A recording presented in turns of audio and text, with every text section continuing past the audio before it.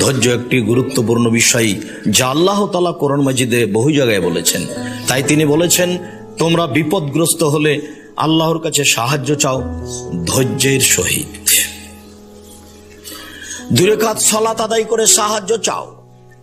উসমান রাদিয়াল্লাহু তাআলা আনহু বলেন, রাসূল সাল্লাল্লাহু আলাইহি সাল্লামের ওযু করে তিনি দেখিয়ে বলছেন, মান তাওয়াজ্জা ওযুই হাজা,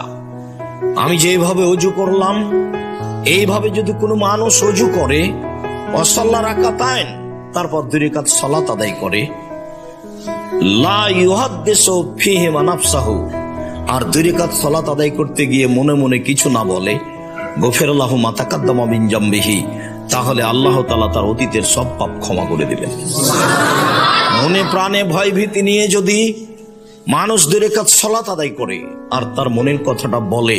তাহলে আল্লাহ তাআলা সেটা কবুল করবেন এবং তার পাপকে ক্ষমা করে দিবেন। উকবা ইবনে আমির রাদিয়াল্লাহু তাআলা আনহু বলেন,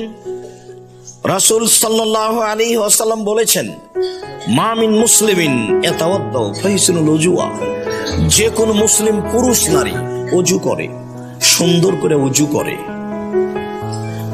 ইসাল্লি রাকাতাইন, 2 রাকাত সালাত আদায় করে, মুকবিলান আলাইহিমা বিকলবিহি ওয়াজহিহি, মনে প্রাণে ভয় ভীতি নিয়ে